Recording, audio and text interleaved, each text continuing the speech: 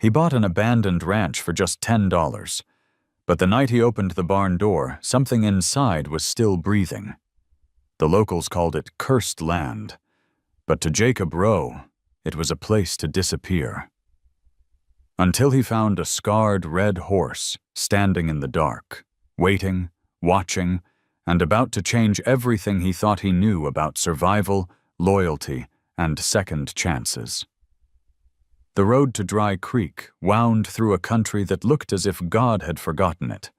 Miles of red dirt, wind-bent grass, and fences eaten by rust. Jacob Rowe drove with one hand on the steering wheel of his dented Ford, the other resting on a worn leather glove that still smelled faintly of smoke. Every few miles he checked the rearview mirror, though there was nothing behind him but dust. He had left the city 3 days ago, left behind the workshop where fire had taken everything, his wife, his tools, and the sound of his own laughter. Since then, silence had followed him like a loyal dog. At the edge of Dry Creek, a faded poster flapped against the window of a feed store. For sale, old ranch, $10. Buyer assumes all liability. Jacob stared at it longer than he should have. $10 wasn't a price. It was an invitation, or a dare. The store owner, a gray-bearded man with sunburned cheeks, shrugged when Jacob asked. Belong to the Vaughn family. Folks say the land's cursed. Nothing grows there, not even weeds. Jacob pressed a $10 bill on the counter. Curses don't scare me. Fire already had its turn. He signed the deed, climbed back into his truck, and drove west. The road narrowed into a trail, then into nothing but wheel ruts through dust. When he reached the ranch gate, the paint on the sign was long gone. The letters carved into the wood still read Red Hollow. The place looked like a forgotten photograph. The main house leaning slightly, the barn door half torn from its hinges, fences lying in piles like bones. A single windmill creaked in the afternoon heat. The smell of iron and dry earth filled the air, sharp, metallic, almost clean. Jacob killed the engine and sat for a while, watching the horizon blur in waves of heat. Somewhere far off, thunder rolled, or maybe it was only the wind stumbling through the empty corrals. He stepped out, boots sinking into dust, and walked slowly toward the barn. Inside, the air was thick and stale. Sunlight leaked through the holes in the roof, drawing bright shafts across floating dust. Old tools hung on nails, their handles gray with age. A horseshoe lay in the dirt, half buried, its edge rusted but still whole. Jacob bent to pick it up. The metal was cold, colder than it should have been under the Texas sun. He turned it over in his palm. Guess you've seen better days, he muttered, slipping it into his pocket. From the main house came the creak of wood settling, a sigh that could have been the wind or something else. Jacob walked through each room slowly, wallpaper, peeled like old skin, the smell of soot clinging faintly to the walls. In what must have been the kitchen, he found a broken kettle, blackened inside. He ran his thumb over the rim until ash stained his skin gray. He set his duffel down in the front room. There was a chair, one still sturdy enough to hold him, and a window without glass. He sat, watching the light fade over the hills, feeling the quiet grow heavier by the minute. Night came fast. Coyotes cried somewhere far off, their voices rising and falling in the dark. Jacob lit a single lantern and opened his notebook. Just a habit now, though he never wrote much anymore. On the first blank page, he drew a line across the middle, then wrote 3 words above it. Bought for fire. He stared at the words until the lantern began to flicker.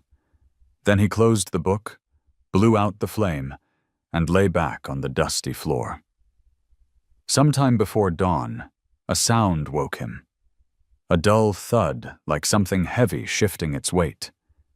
It came again, closer this time, from the direction of the barn. Jacob sat up, heart knocking against his ribs. He reached for the lantern, but stopped halfway.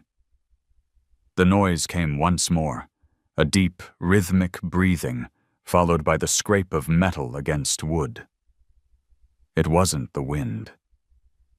He stood quietly, listening, every muscle taut. The air smelled faintly of animals and old straw, but there was another scent under it. Warm, alive, unfamiliar. He stepped out into the cool, pre-dawn air. The sky was turning from black to gray, and the barn loomed against it like a crouched beast. A line of light ran along the crack beneath the door, as if something inside moved back and forth, stirring up dust. Jacob took a slow breath. His voice came out low, rough. "Who's in there?" The breathing stopped. Then, from the darkness inside the barn, something answered with a sharp, echoing snort. The sound vibrated through the ground, through his boots, up into his chest, and it was not a man's breath. He reached for the latch. The metal was warm under his hand, warm as if touched by life.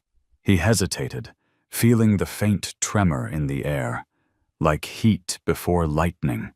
Somewhere deep down, the part of him that had learned to listen to fire whispered a warning, but another part, the tired, stubborn piece that had followed silence all this way, pushed the door open. What he saw inside would change everything. The first light of morning broke over the Texas hills like a slow spill of molten gold. Dust floated through the cracks of the old barn, glowing softly in the beams. Jacob stood just outside the doorway, his boots sunk in dirt, staring into the gloom. What he'd heard before dawn hadn't been his imagination. It was breathing, deep and deliberate, the kind that came from something alive and large. He stepped forward. The boards groaned under his weight. The smell inside hit him all at once. Stale hay, sweat, and the faint, coppery tang of dried blood. When his eyes adjusted, he saw the shape move, a shadow shifting behind the last stall. A massive shoulder, the flick of a tail, the glint of an eye that caught the morning light like polished bronze. "Easy now," Jacob said quietly, his voice gravel-soft. He pushed the door open wider. A chain rattled, followed by a heavy snort that sent dust swirling. Then it stepped forward. A horse, huge and built like a storm, its coat a deep red that shimmered like metal under the sun filtering through the broken roof. The animal's ribs showed beneath the skin, and patches of fur were burned or scarred over with old wounds. For a long moment, they only looked at each other. Jacob's throat tightened. He had seen this look before, in men who'd survived fires, but never really escaped them. The eyes of something that had seen the world turn to flame and had decided never to trust it again. "You've been through hell," he murmured. The horse stamped once, the chain clinking against the wooden post. Jacob noticed it then. A length of heavy steel tethered to the animal's neck, digging into the flesh. Whoever had left it here hadn't cared if it lived or starved. He crouched slowly, keeping his movements steady. "You don't want me here, I get it. But if you were gonna kill me, you'd have done it already." The horse's ears flicked forward, nostrils flaring. It shifted its weight, muscles twitching, the sound of its breathing loud in the quiet barn. Jacob took another small step. "You're not the only one that hates chains," he said, and something in his tone, low, almost weary, seemed to still the animal. He reached out, careful as he would with hot iron, and touched the chain. The horse tensed, but didn't strike. Jacob felt the metal vibrating faintly with each breath, warm from the animal's skin. He drew his pocket knife, pressed it against the rusted link, and pried. The metal groaned, then snapped. The chain fell to the ground with a clatter that echoed like a gunshot. The horse reared back, hooves flashing in the dim light, a sound half hiss, half roar tearing from its throat. Jacob threw himself aside as dust rained down. When he looked up, the animal was free, but it didn't run. It stood near the open door, sides heaving, eyes fixed on him. Jacob stayed still, chest heaving. "Go if you want," he said quietly. "Gates open. World's out there." For a few heartbeats, neither of them moved. Then the horse took one slow step forward, head low, the sound of its breathing slowing. It stopped within arm's reach. Jacob could see the shimmer of sweat, the way the muscles rippled under the hide like moving fire. "Copper," he whispered. The name just came, like the land had whispered it to him. "That's what I'll call you." The horse's ear twitched. A soft grunt escaped its nostrils, more sigh than threat. It turned its head slightly, as if considering the man in front of it, then backed away to the far corner, lowering itself to drink from a cracked bucket. Jacob exhaled, realizing he'd been holding his breath the entire time. Outside, the wind picked up, carrying the smell of mesquite and the faint metallic tang that clung to everything here.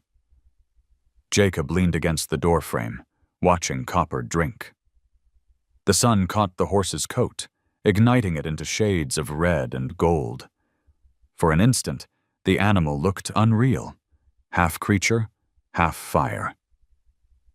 "Guess we're both still smoldering," Jacob said under his breath. He spent the rest of the day cleaning the barn, moving with the slow patience of a man who had nowhere to be.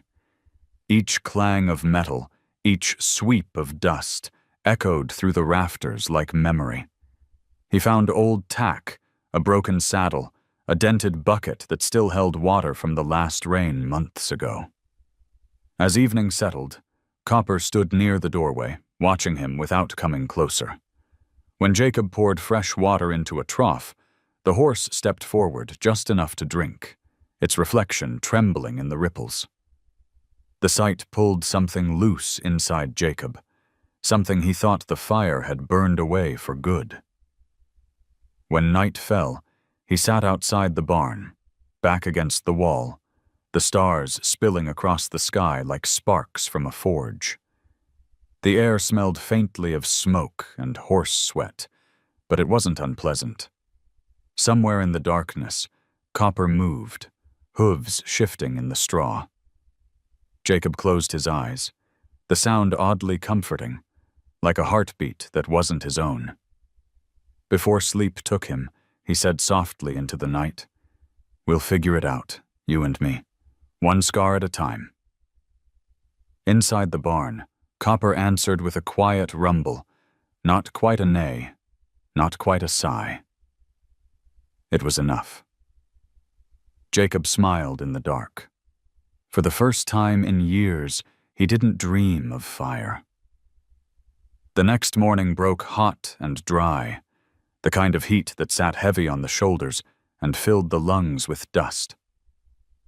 Jacob woke to the familiar ache in his hands, the ache of a man who had once shaped metal for a living, but hadn't touched a forge in years. When he stepped out of the barn, Copper was standing in the open yard, a streak of sunlight gliding along his copper-red coat. The horse raised his head, ears flicking, and for a fleeting second their eyes met. There was no fear this time, only the quiet acknowledgement of two souls that had both survived something that should have finished them. Jacob spent the morning scavenging what was left of the old workshop. Beneath a fallen beam he found the remains of a forge, a cracked anvil, a pile of blackened tools, and a rusted bellows that still groaned when he tested it. He worked until his shirt clung to his back, clearing out ashes and setting the forge upright again. As the sun climbed, he struck flint to steel. The first spark leapt, caught, and grew.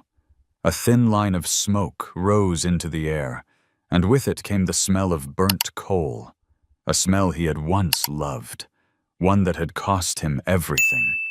Copper watched from the shade of a broken fence, nostrils twitching. Every time Jacob struck the hammer, the horse flinched, but he didn't run. The steady rhythm of iron against iron filled the air like a heartbeat. For the first time in years, Jacob felt the rhythm answer him back.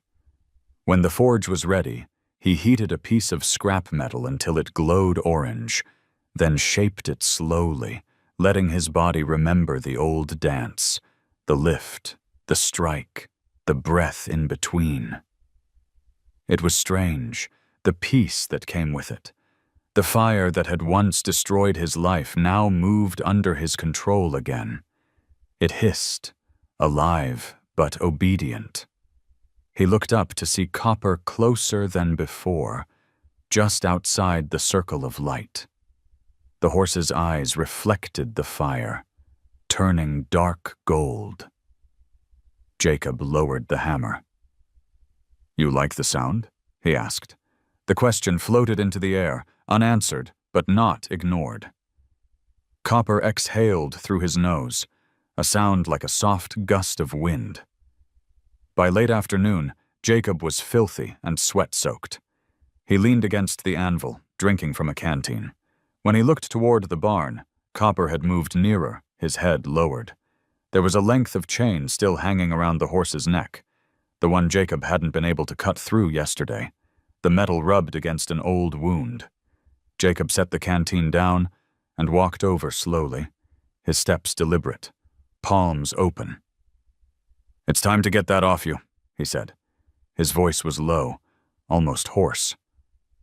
Copper tensed, but didn't back away. Jacob reached for the bolt cutters, the same pair he'd used to free trapped doors during the fire that took his wife. His hands shook once, then steadied. The blade met the rusted link. The sound was sharp, final. The chain fell away. For a second, nothing moved. Then Copper swung his head and let out a low, throaty sound that made Jacob's skin prickle. The horse pawed the ground, lifted his head high, and blew through his nostrils, a short burst of air that sounded almost like relief. Jacob stepped back, giving him space. "There," he said quietly. "You're free now." He didn't expect what happened next. Copper walked straight toward him, stopped within reach, and pressed his muzzle lightly against Jacob's shoulder. The touch was brief, uncertain, but it was enough. Jacob froze, afraid to breathe, then raised his hand and rested it against the horse's neck. The heat of living muscle burned through his palm. Something inside him, some locked place of guilt and grief, cracked open just a little. For a man who had been living like a ghost, that tiny sound was deafening.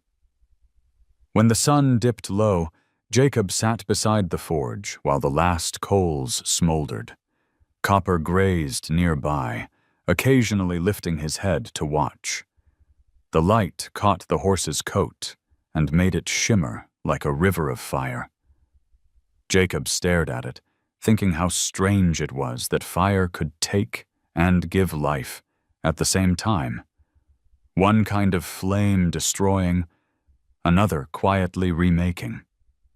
He picked up a thin piece of metal and hammered it into the shape of a horseshoe, rough and imperfect but strong. On its curve, he scratched a single word with the point of a nail. Endure. He left it on the forge to cool. That night, Jacob couldn't sleep inside the house. Instead, he spread his blanket near the barn.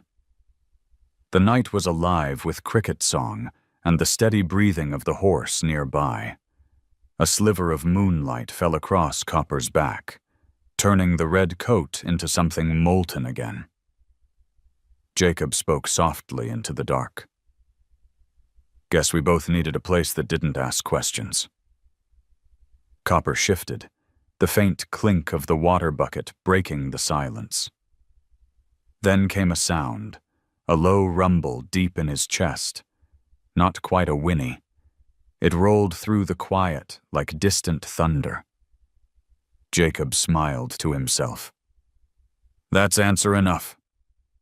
He lay down, the dirt still warm beneath him, the air filled with the scent of hay and metal and smoke.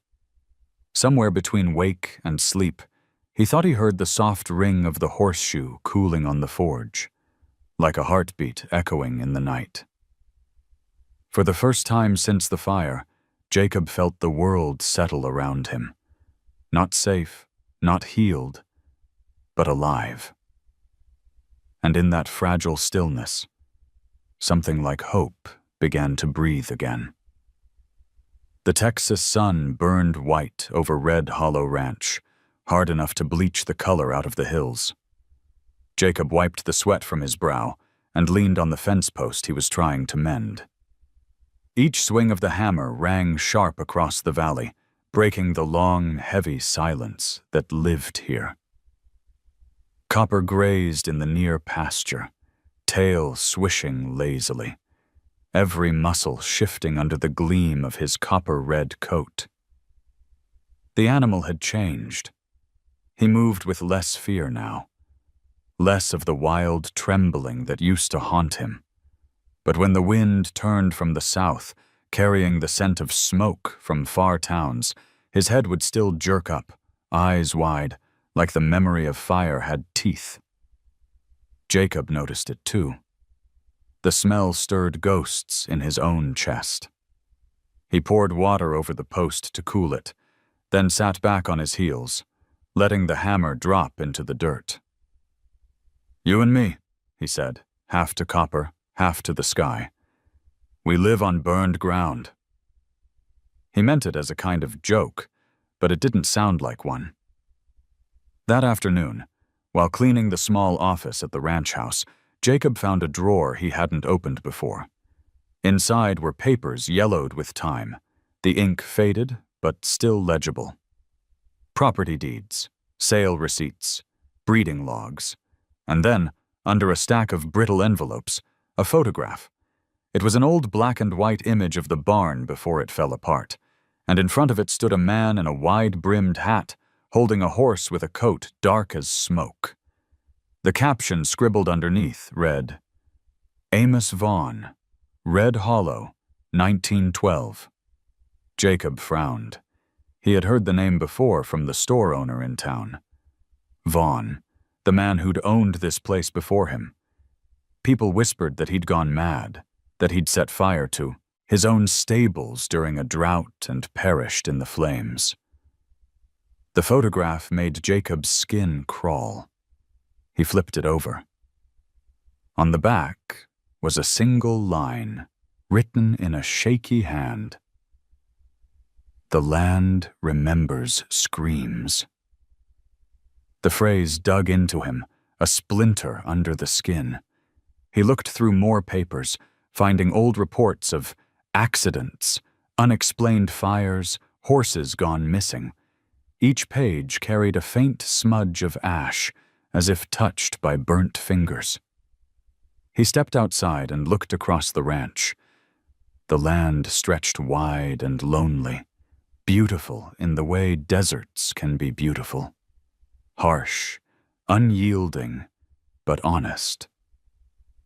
Copper lifted his head from grazing, and stared toward the far hills, ears pricked.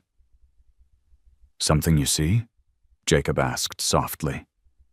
The horse snorted once and shifted, restless. Jacob followed his gaze. Two riders had appeared on the ridge, small against the sun. They came down slow, deliberate, dust trailing behind them. Jacob leaned against the fence, waiting. The first man was lean and sharp-faced, eyes like gunmetal. The second, broader, with a scar cutting through his beard. The resemblance between them was plain. Brothers. They stopped their horses a few yards away, and the older one tipped his hat. "You're trespassing," Jacob said before they spoke. "Funny thing," the older man replied. "We were about to say the same." He smiled, but it didn't reach his eyes. "Name's Caleb Vaughn. This here's my brother Ezra. You must be the man who bought our daddy's land." Jacob kept his face calm. "Bought it legal. $10 and a signature." Caleb chuckled. "Sure, but a piece of paper don't change blood. This place was built by Vaughn hands. You're just camping on our ghosts." "Then you'll understand. I'm not afraid of them," Jacob said. Ezra's grin turned mean. "You should be. Our father's curse still runs through this dirt." They turned their horses to leave, but Caleb paused. "One last thing, mister," he said. "You take care of that red horse. He's got Vaughn blood in him too. Maybe that's why the land didn't spit him out." Jacob watched them ride off until they vanished behind the ridge. Dust hung in the air long after. That evening, he found Copper pacing near the barn, ears flicking, nostrils wide. "They're gone," Jacob murmured, laying a hand on his neck. The skin was hot, trembling under his palm. Copper didn't relax. He kept staring toward the hills, toward the direction the Vaughn brothers had gone. The sky bruised purple as the sun went down. In the fading light, Jacob noticed something strange. The outline of burned grass near the far fence, shaped almost like a circle. When he bent down, the soil was black and brittle, still warm. He rubbed the dirt between his fingers, the scent of ash sharp in his nose. Copper stamped the ground behind him, uneasy. "All right," Jacob said, standing. "Let them whisper. We'll stay." But that night, the dreams returned. He was back inside his old forge, smoke filling his lungs, the walls melting. His wife's voice came through the flames, not screaming, just calling his name once, soft, final. He woke with a gasp, his shirt drenched in sweat. The barn was quiet, except for the slow shifting of copper in the stall. Jacob got up, walked outside barefoot. The moon hung low, pale as bone. Wind carried a faint, familiar smell. Kerosene. He scanned the darkness, heart hammering. The smell was strongest near the corral, where a half-empty can lay tipped over in the dust. He kicked it aside. The liquid glistened in the moonlight, soaking into the dirt. For a long while, he stood there listening, the night pressing close around him. Then Copper whickered softly from the barn, a sound that steadied him. Jacob exhaled. "Yeah," he whispered. "I smell it too." He stayed awake until dawn, sitting by the forge with his shotgun across his knees, the coals faintly glowing in the dark. Out in the pasture, Copper shifted now and then, never lying down, as if he too was keeping watch. When the morning finally came, the light revealed a new set of hoofprints near the fence, fresh, deep, and leading away. Whoever had come in the night had been close enough to see everything. Jacob knelt, touching the marks. "You've got a long shadow, Amos Vaughn," he said softly. "But I've lived in worse." Copper walked up behind him, lowering his head until their shoulders touched. The horse's breath warmed Jacob's arm. He smiled without humor. "Looks like the land still remembers, huh?" The wind stirred the dry grass around them, whispering across the ranch like a voice half-remembered. Jacob stood, tightening the straps on the gate, then turned toward the barn. "Let's see what else this place is hiding, partner," he said. And Copper followed, each step slow, deliberate, echoing against the still morning like the beginning of a promise, or a warning. The following week passed with a stillness that felt unnatural, the kind of quiet that hummed just before a storm. Jacob woke early each day, worked the fences, and spoke little. The Vaughn brothers hadn't returned, but their absence didn't bring peace. It was a silence that listened back. Every creak of wood or rustle of grass made Jacob's hand tighten around the handle of his hammer. Copper sensed it too. The horse no longer grazed freely near the far fences. He stayed close to the barn, alert to every shifting shadow. When the wind blew through the valley, Jacob often found him staring toward the hills, ears pricked, muscles quivering beneath his metallic coat. It wasn't fear, it was memory. That afternoon, Jacob rebuilt part of the corral under a sun so bright the nails burned his fingers.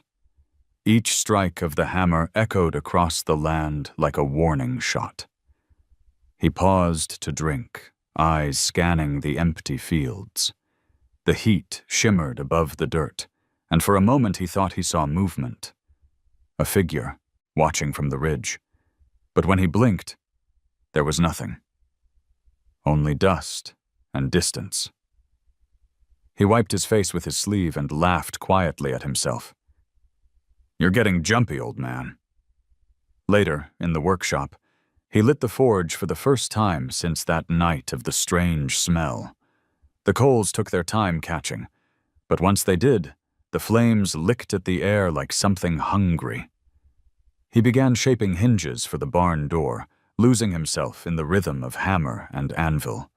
The fire's glow painted his skin in orange light, and sweat dripped from his jaw into the dirt. Outside, Copper stood watching through the open doorway. Each spark that leapt from the forge reflected in the horse's eyes. Jacob noticed the animal's attention and smiled faintly. "Don't worry, partner," he said. "I keep this fire where it belongs." When dusk came, he doused the coals with water and leaned back, tired but content. The peace didn't last. A smell drifted in from outside, sharp, chemical. It was faint, but unmistakable. Kerosene. Jacob's chest tightened.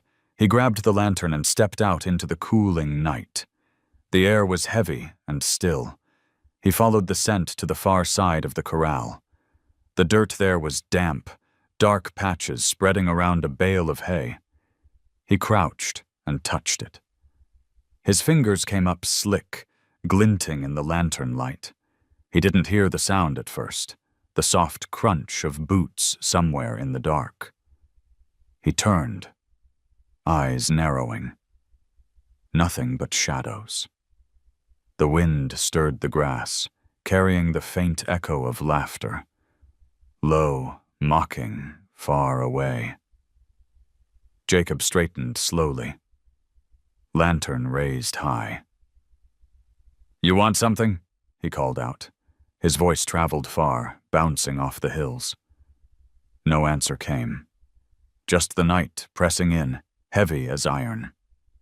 He stayed awake until sunrise, sitting on the porch with his shotgun across his knees.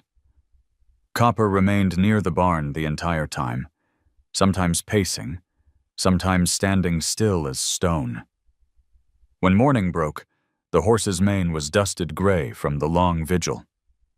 Jacob went into town for supplies, though he hated the idea of leaving the ranch unguarded. The store smelled of coffee and oiled wood. Mr. Barlow, the shop owner, greeted him with a wary smile. Heard you fixed up the Vaughn place, he said. Can't imagine why you'd want that cursed land. Jacob shrugged. It was cheap. Barlow leaned closer, lowering his voice. Those Vaughn boys been asking questions about you. You watch yourself. Jacob's eyes hardened. Thanks for the warning. He bought nails, rope, and a sack of feed. Before leaving, he noticed a small boy standing by the counter, maybe 12, thin as wire. The boy looked at him curiously. Mister, he said, you're the man with the red horse, ain't you? That's right. The boy hesitated, then whispered, They said they're gonna come back for it. Said that horse ain't yours to keep. Jacob crouched, slightly, meeting his eyes.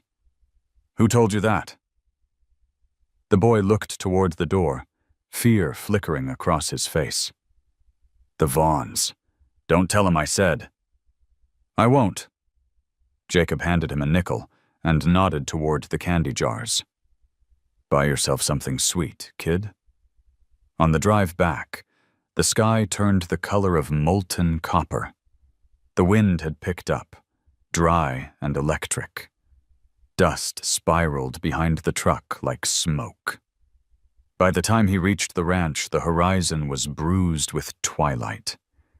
He unloaded the supplies and walked to the barn. Copper stood near the door, his mane lifted by the wind, eyes bright in the dim. Jacob stroked his neck, feeling the warmth beneath the hide. They'll try again, he murmured. But we'll be ready next time. That night, Jacob checked the fences twice, then again. He poured water barrels near the barn, just in case. The moon hung low, pale and heavy. Copper followed him step for step, never far behind. At midnight, the horse stopped suddenly. Head high, ears forward. Jacob froze. From somewhere far out in the dark came a metallic clank, like a bucket kicked over. Then silence. Copper let out a deep, rumbling snort. Jacob's hand went to the shotgun. He waited. Nothing moved. Minutes passed. The wind shifted, carrying only the smell of dust and mesquite. False alarm, he said softly, but his heart didn't believe it. He returned to the porch, sat in the same spot as the night before, the gun resting across his knees. The embers from the forge glowed faintly through the cracks in the workshop door, a pulse of orange in the black. Somewhere beyond the hills, a coyote cried out, long and thin. Copper answered with a single low whinny, as if promising the dark that this place was no longer empty. Jacob smiled without humor. That's right, he said under his breath. Let him know someone's home. He leaned back, eyes fixed on the horizon, where faint flashes of lightning danced behind the clouds. Silent, distant fire that hadn't yet found a place to fall. By the time the sun bled out behind the western ridge, the wind had turned dry and restless, scraping through the mesquite like sandpaper. Jacob felt it in his bones. A charge in the air, an old instinct that whispered something was coming. He worked late in the forge, the hammer striking slow and steady, each blow sending sparks into the twilight. The scent of iron and smoke mixed with the wind until he couldn't tell which belonged to the world and which came from his own hands. Copper paced in the corral, uneasy. Every few minutes he'd stop, lift his head, and snort sharply toward the horizon. Jacob watched him through the doorway, setting the hammer down. What is it? He asked quietly. The horse's ears flicked back toward him, then forward again, body stiff. The wind shifted. Jacob smelled it too. Kerosene. Strong this time. Not just a trace in the air, but close, crawling in from the edges of the property, like a living thing. He stepped outside, scanning the fields. Darkness had swallowed the hills, and in that black he saw flickers of orange far off. Small, quick, growing brighter. "Damn it," he muttered. He ran for the water barrels, pulling one over, drenching his coat. Copper's hooves thundered against the ground, the animal circling in panic. In the next breath, fire came alive, thin lines of flame racing through the dry grass, connecting, thickening, roaring. It spread fast, faster than logic. The wind fed it like breath through a bellows. Jacob ran for the barn. He could hear them now. Hooves, voices, laughter. The Vaughn brothers. One shouted something he couldn't make out, but the tone was pure mockery. Jacob burst through the barn doors and grabbed the rope hanging by the stall. "We're not running," he told Copper. The horse snorted, tossing his head, wild-eyed. The flames outside danced against the walls, painting everything in red and gold. Jacob slung the rope around Copper's neck and yanked the stall door open. The heat slammed into them, a wall of sound and color. He led Copper out, his boots sinking into ash-soft soil. Smoke clawed his throat. Beyond the barn, the Vaughns appeared on horseback, dark shapes against the firelight. Caleb grinned through the haze. "Told you this land eats men alive," he shouted. "You should have sold while you could." Jacob didn't answer. He moved toward them, the shotgun hanging from his shoulder. Copper followed, muscles trembling beneath his slick coat. The air hummed, thick with heat and hatred. Caleb lifted his torch higher. "This is mercy, old man. We're just finishing what our daddy started." Jacob's voice cut through the roar of the fire. "No, you're just cowards hiding behind it." The moment stretched thin. Then Ezra's horse spooked, rearing at the sight of Copper charging forward. The big red stallion barreled through the smoke, a streak of molten fury. The torch fell from Caleb's hand and hit the grass, lighting a fresh wave of fire that coiled upward like a serpent.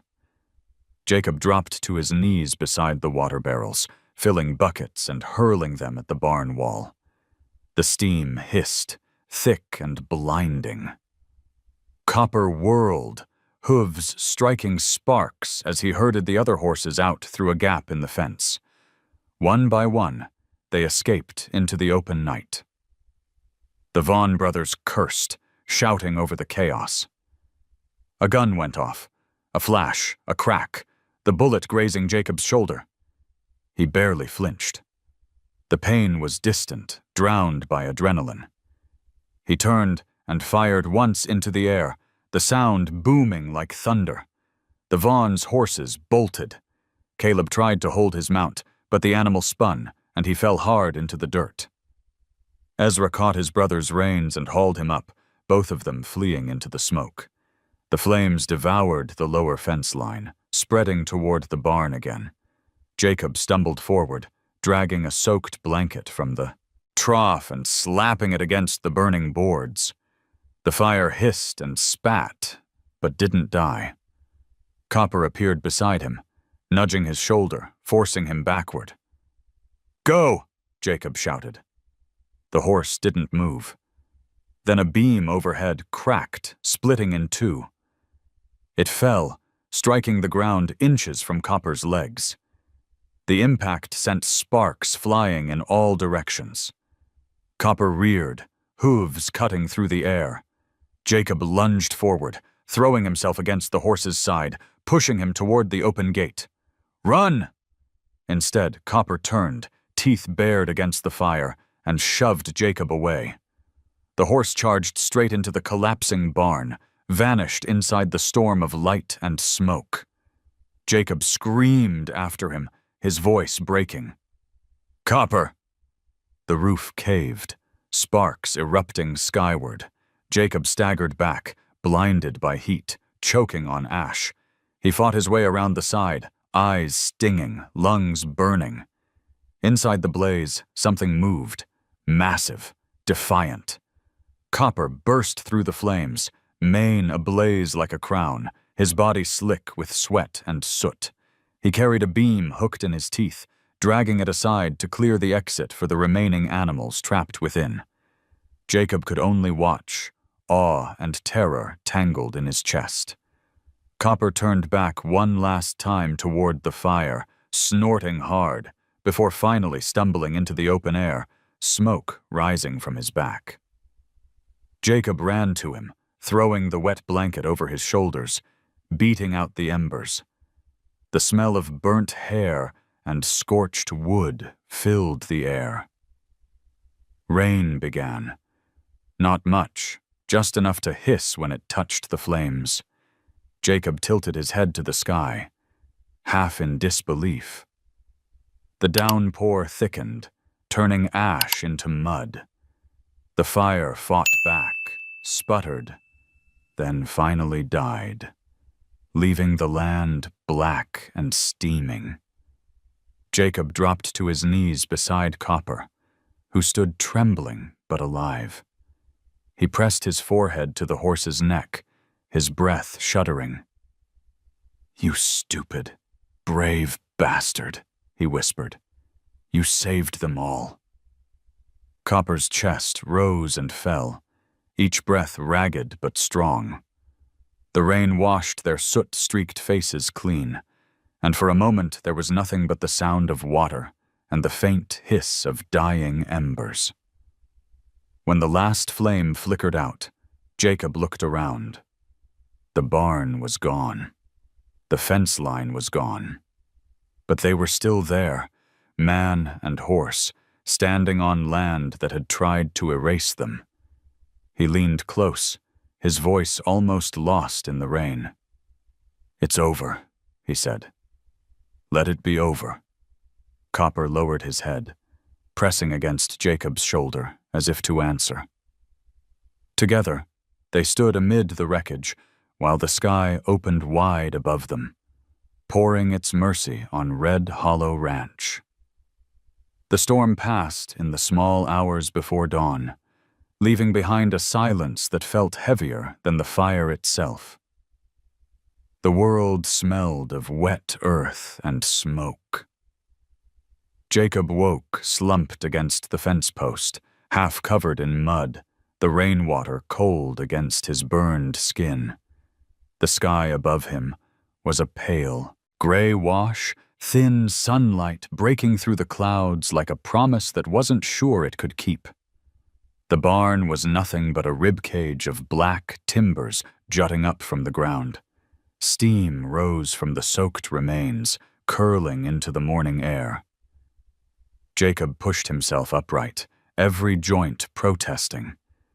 The shotgun was gone, lost somewhere in the night, but the loss barely registered. His mind was already searching for Copper. "Copper!" he called, voice rough and broken. The only answer was the drip of water from the burned beams. His heart started to hammer. He stumbled toward the open field, mud sucking at his boots. "Come on, boy! You hear me?" No sound came back. No whinny, no movement. He climbed the small rise where the pasture began. The land stretched out before him, flat and empty, except for a few dark mounds that might have been the bodies of the other horses. His throat tightened. He took another step, but the weight of dread stopped him. Then, faintly, a sound, a slow, dragging rhythm of hooves in the wet earth. Jacob turned. Out of the mist came Copper, walking carefully, head low, body streaked with black and red.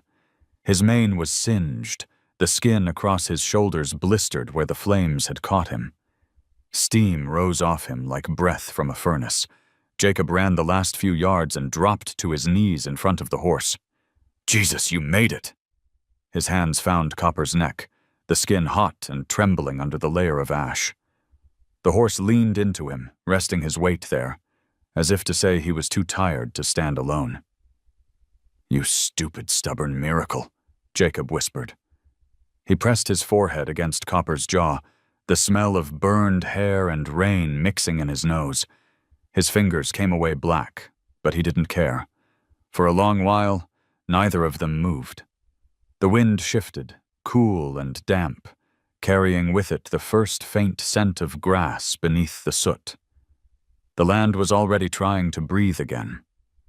When Jacob finally looked up, he saw what they had saved.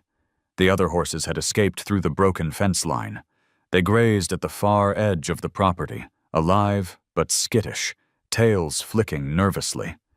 Beyond them, the fields were scarred and smoking, but the house still stood, blackened on one side, but whole. He rose slowly, every muscle shaking, and guided Copper toward the trough. The water there was rain-fresh, clear enough to reflect the sky. Copper drank deep, each swallow a rasping sound in the quiet. Jacob took a handful of the water and poured it gently over the horse's burns, watching the steam lift and vanish. The sun was rising now, gold bleeding into gray. It caught Copper's coat, and even under the soot the red gleamed faintly. Jacob stared at it for a long time, the color reminding him of metal cooling in his forge, wounded, but still strong. He turned toward the house and froze. Two figures stood near the road. The Vaughan brothers. Their horses were gone, their clothes scorched, faces streaked with soot. Caleb's arm hung limp at his side, wrapped in a dirty bandage. Ezra stared at the ground. Jacob walked toward them slowly.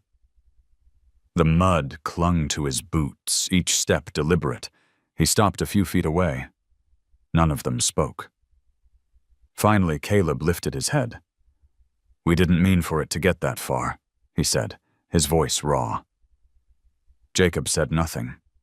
He could see the fear in their eyes now, not of him, but of what they had done. Ezra spoke next, quieter. "The sheriff's on his way. You can tell him whatever you want." Jacob looked past them toward the black horizon. "I don't need to tell him anything," he said. "The fire already did." The brothers glanced at each other, uncertain, then turned and walked down the road, their figures shrinking until they were swallowed by the mist. When they were gone, Jacob returned to Copper's side. The horse stood motionless, eyes half closed, breathing slow. "It's done," Jacob said. "They won't come back."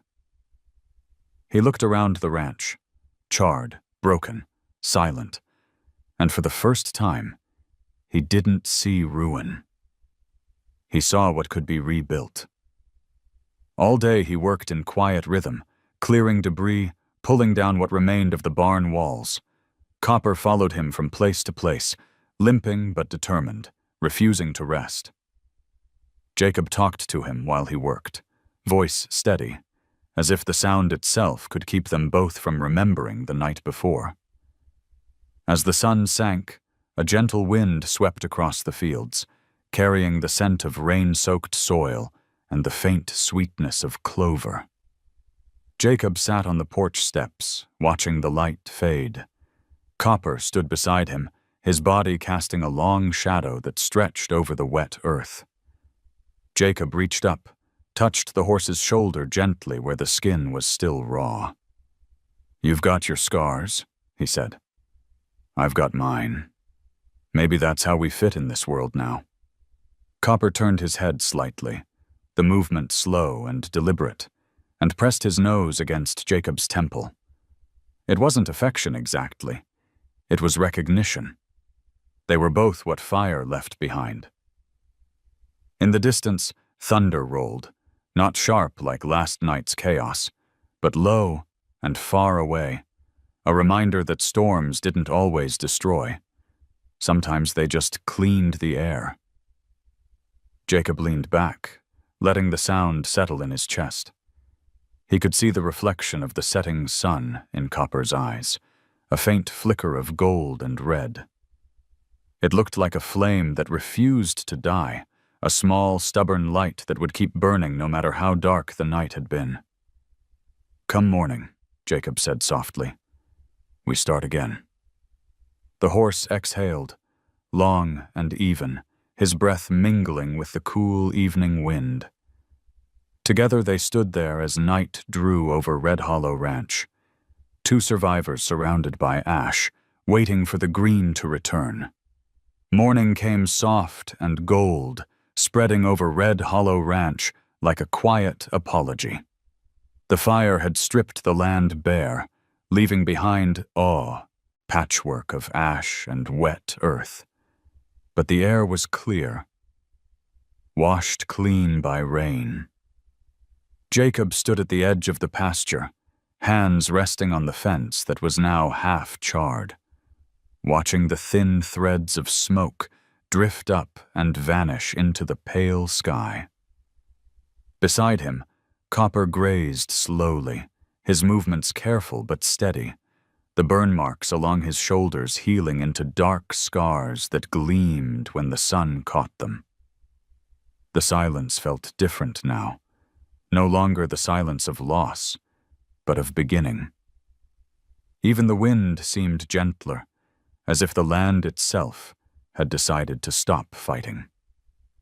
Jacob drew a deep breath and let it out, the smell of soot and grass mingling in the morning air. He spent the day rebuilding what could be saved. The barn was gone, but the forge still stood. Its brick walls blackened, but unbroken. He shoveled out the ash, cleared the debris, and lit a small, careful fire in the hearth. The flames rose, soft and obedient, licking at the metal with a patient glow. It was strange, the way the same thing that had destroyed everything he loved could also be the thing that gave him peace. When the first horseshoe turned red in the heat, he smiled faintly. "You're not so bad when someone respects you," he said to the fire, his voice quiet in the stillness. Copper stood nearby, watching through the open doorway. The horse's eyes reflected the glow, and for a moment Jacob saw himself mirrored there, smoke, flame, and something new beneath it. By late afternoon, a small figure appeared down the road. Tommy, the boy from the town, walking with a cautious step. He stopped a few yards from the gate, hat in his hands. "Mr. Rowe?" he called. "I heard about the fire. Folks said you lost everything." Jacob wiped sweat from his brow and leaned on the hammer. "Not everything," he said. The boy hesitated, eyes wide as he spotted Copper. "That's the horse they talked about, ain't it? The one that ran through fire?" Jacob nodded. "That's him. He's tougher than he looks." Tommy smiled, then glanced at the ruined barn. "You gonna rebuild?" Jacob looked around, the fences, the blackened ground, the sky that seemed a little too wide now. "Yeah," he said. "Maybe not the same. Maybe better." The boy kicked at the dirt, then offered shyly, "I can help after school. My pa says I ought to learn to do something useful." Jacob studied him for a moment, then handed over a small piece of metal from the forge. "You know what this is?" Tommy squinted. "A nail?" "A start," Jacob said, smiling. "Come back tomorrow. I'll show you how to make one that'll last." The boy nodded and jogged off, dust rising behind him like smoke dissolving into air. When the sun began to dip, Jacob walked out into the open field. The land glowed in deep oranges and reds, every shadow stretched long. Copper followed him, hooves soft against the ground. The horse's coat burned in the light, alive, metallic, almost unreal. Jacob stopped near the spot where the barn had stood and looked toward the horizon. "I used to think fire only took," he said, his voice quiet, carried away by the breeze. But maybe it gives to, if you let it. Copper lifted his head, ears twitching, eyes catching the sun. Jacob reached out, laying a hand on the horse's neck. The skin was warm beneath his palm, heartbeat steady. "You taught me that," he whispered. "You walked through it and came back." For a long time, they stood there together, man and horse framed against the last light of day. The smoke from the forge rose behind them in a slow, steady line, thin, unwavering, the color of copper. As darkness settled, Jacob returned to the porch. The stars were coming out, sharp and clear, scattered across the sky like sparks. He poured a cup of coffee and sat, his arm bandaged, his muscles sore, but his heart strangely light. Copper wandered near the fence, a dark shape against the pale sky, moving slowly but with purpose. Jacob sipped his coffee, watching the stars reflect faintly in the horse's eyes. "You know, some fires deserve to burn," he said softly, half to himself. "They remind us we're still alive." Copper lifted his head at the sound of his voice, and for a moment their eyes met through the dark. There was understanding there, unspoken but complete, the kind only born from shared scars. The night deepened, the crickets began their quiet chorus, and a faint wind moved through the grass, carrying the smell of wet earth and smoke. Jacob leaned back in his chair, the wooden porch creaking beneath him, and smiled. He had come to this place, searching for silence. What he found instead was a heartbeat, a rhythm made of hammer strikes, hooves, and breath. Far off in the distance, lightning flashed, soft and silent across the sky. The light flickered over Copper's coat, turning it to molten fire once again.